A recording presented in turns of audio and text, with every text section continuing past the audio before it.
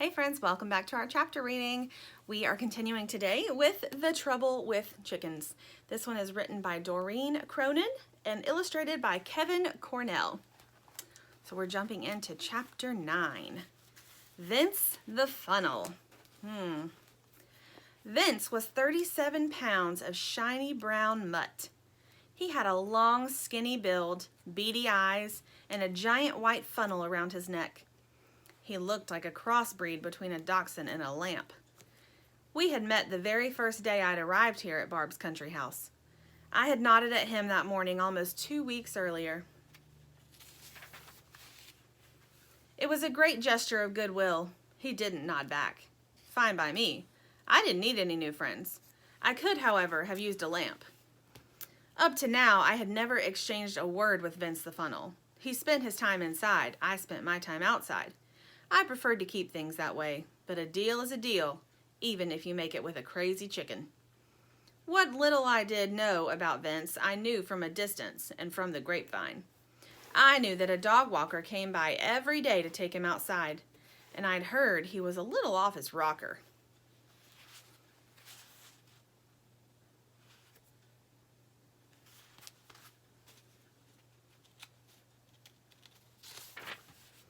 While I was taking an inventory of what I knew about Vince, Moosh kept herself busy by losing her mind. "Vince the Funnel has my chicks!" screamed Moosh. She was running around like a chicken without a head. Dirt and Sugar were frozen in place, their fuzzy little chicken brains on overdrive. Inside dog, inside words. It was all beginning to make sense. Before I could think any further, my stomach rumbled. I was starving. I should have asked for that cheeseburger up front. There's Moosh and Dirt and Sugar. They all look pretty worried. Chapter 10, Funnel Vision. Oh, how Barb loves losers, I thought, watching JJ the hero dog march around the yard with Chicken Mom on his tail and his face to the ground. Only an arrogant search and rescue dog could undergo years of training, but not recognize a simple trap when it's right under his nose. Makes me laugh out loud. But Hero Dog isn't like Barb's usual rejects, the orphan baby birds and the mangy stray cats. I'll have to figure out his weak spot when I have him up close and personal. So there's Vince the Funnel. He does not look very nice, does he? "Welcome to my school, Hero Dog," I muttered. "No medals and no parades here, pretty boy. Just my house, my yard, and my rules. Soon you'll meet one brilliant alpha dog who doesn't like company." I chuckled to myself and then leaped off the table in front of the window. On the way down, the funnel caught the edge of the lamp and it crashed to the floor. The lamp shattered, a bulb burst, 2 tiny chickens squawked. I couldn't have planned it better myself.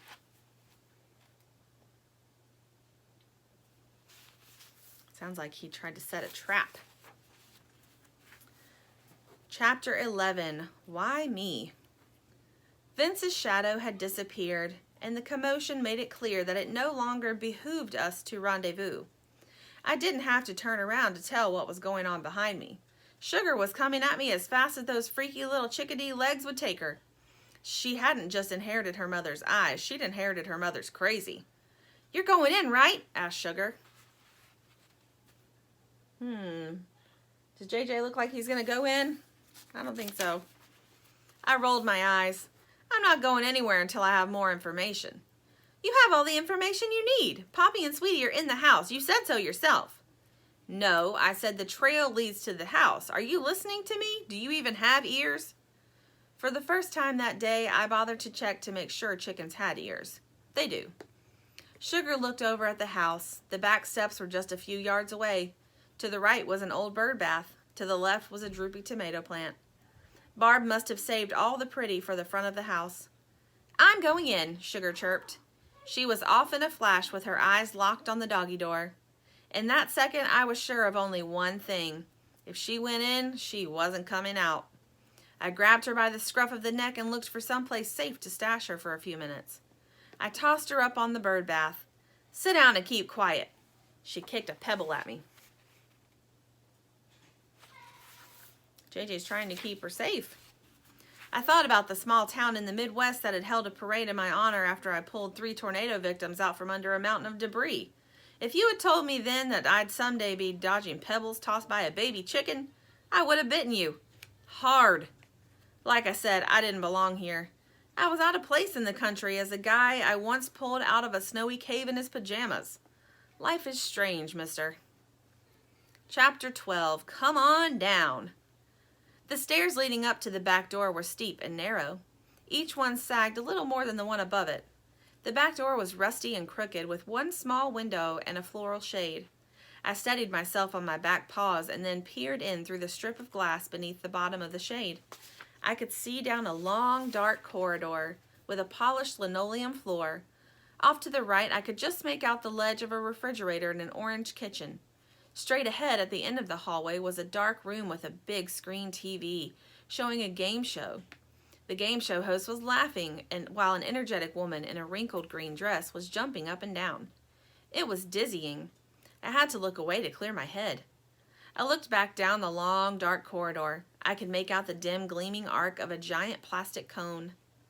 Vince was sitting on the couch, but only for a second.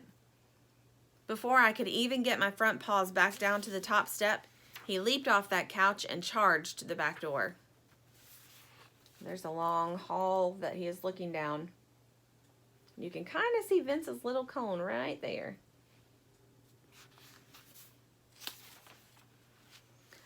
Except at that moment, the moment that Vince should have been crashing through the doggy door, he was just crashing. He was trying to get out, but the funnel had other ideas. The mutt was in the fight of his life with his own neck. He lost the fight. See Vince's mouth trying to get out of the doggy door, but he can't get through. But I have to admit, at that moment, he'd have won just a little bit of my respect if it hadn't been for the fact that he spent his entire life drinking out of a toilet bowl. It was time to pull Sugar off the bird bath. One problem. There was nothing in that bird bath but dirty water and a wet note. Sugar was gone. I didn't need the note to tell me where she was. She was in the house. Call it a hunch. I met up with Moosh and Dirt back at my doghouse and showed them the note. 3 down, 1 to go. I thought Moosh might crack into a million pieces. Here are the hard facts. I can't get into that house.